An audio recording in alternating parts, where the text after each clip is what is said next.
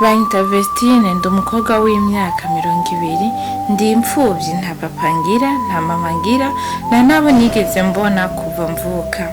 Nisanze mu buzima bubi, sinashoboye kumenya neza icatwaye abavyeyi banje.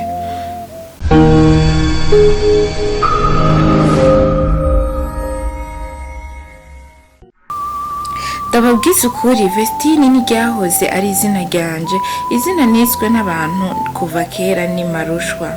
Muri ivyo bihe ntawanyegera, nta n'uwashobora kumvugisha kuko naboneka nk'umunuko mu maso yabo. Ivyo bihe narabibayemwo kandi naravyihanganiye. Igihe kimwe kiragera, ikarata y'ubuzima bwanje irahinduka. Nogwa n'umuntu afise amafaranga menshi ankuye kwibarabara aho nicara nsega kugira ngo ushobore kuronka utwo mfungura. Ansaba ko yontwara mu rugo iwiwe akandera mu bana biwe.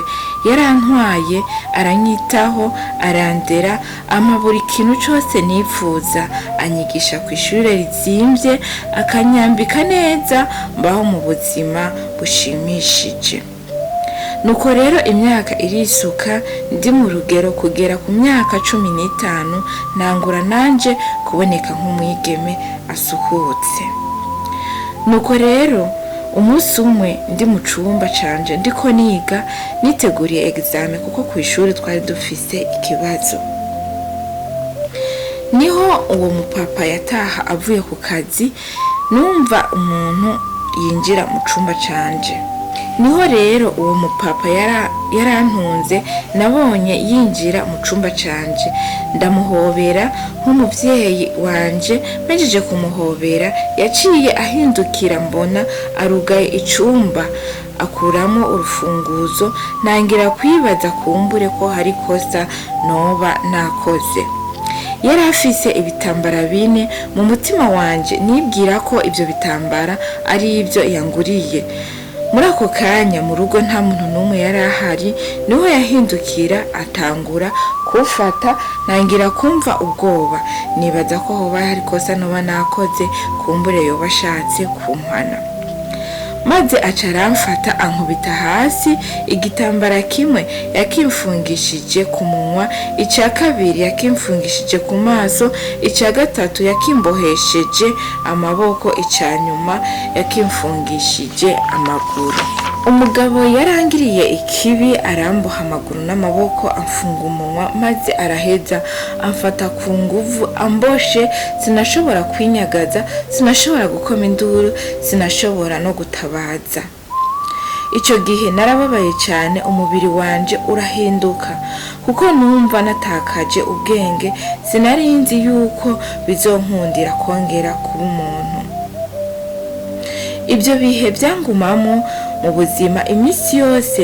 Ndamubonye nagira agahinda kanini, nkatangira kwibuka ibyo yankoreye, amosozi agashungumuka. Sinashobora kubwira umuntu ivyambayeko kuko nta handi hantu nari mfise ho kuja, nta n'ahandi hantu nari mfise ho kuba. Kuva ico gihe icizere c'ubuzima bwanje caramvuyemwo, nangira kwicuza icatumye mbaho. Ndabwira Imana uti Mana, kuki utaretse nkapfira rimwe n'abavyeyi banje? Iyo aza kuba ari papa wanje ntiyari kungirira nabi nk'uku. Nyuma yaho maze kumererwa neza, nibaza ko ngomba gusubira kw'ishuri. Umunsi umwe ari mw'ijoro nsinziriye, numva umuntu aje anyomboka mu cumba canje. Hari 6 z'ijoro. Ndavye sanga n'umuhungu w'uwo mupapa nyene yarandeze. Namufata nka musazanje, ariko ivyo yankoreye nagahomera munwa. Yanteye urushinge rurimo drogue, ubwenge buragenda. Ivyo yankoreye sinobishobora kubivuga kuko ubwenge bwaciye bugenda. Nagiye kwikangura ubwenge ndi kwa muganga, ngize ngo nduze ukuguru biranka, ngize ngo nduze ukuboko biranka. Nangira kurira cyane kuko nabona nsa nk'umuntu yapfuye. Ku ruhande rwanje nahasanze umumama akuze, ambwira ijambo rikomeye uti humura mwana wanje kuko ndi kumwe nawe. Uwo mwanya uwo mumama yarandavye agira agahinda, maze arampoza amarira, afata ukuboko kwiwe amanagura amosozi. Uwo mumama yarambujije ndakira, maze andihira fagitire yose y'ibitaro, arantwara muhiri wiwe, arangaburira, sinashobora gukora ikintu na kimwe, arangwaza maze nongera kuba umuntu, nshobora kongera gukubura, nshobora kongera kuja kuvoma ndetse no guteka. Umunsi umwe uwo mumama asangana nari nicaye munsi y'igiti kuko wari umuryango uciriritse ntiwari ukize. Maze uwo mumama asanze nicaye ansanga mu gahinda kenshi ndiko ndarira cane, nibuka ubuzima nabayemo ndi mwibarabara, nibuka ukuntu umupapa yantoye anjana mu rugo rwiwe, mbona ko ubuzima bwanje bubaye bwiza, maze nibuka n'igihe yankorera ikibi n'ivyambayeko vyose. Uwo mumama yaraje arambaza ati mwana wabaye iki, kuki uri kurira cane? Namuganiriye iby'ubuzima bwanje, arababara, asezeranira yuko azombera mama gushika gupfa. Yambereye mama, ngira amahoro, ngira umunezero, anyigisha gusenga, anyigisha urukundo, anyigisha no kwibagira ibyo nabayemo byose. Wowe wariko urakurikirana ino nkuru yanje ufise ibibazo bitandukanye, ntiwibaze yuko Imana yaguhevye canke yagutaye.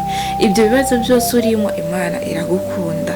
Iyo yakuremye ikakurinda kuva ukiva mu nda kwa mama wawe, ifise ubuzima bwawe bwose mu biganza byayo gushika gupfa.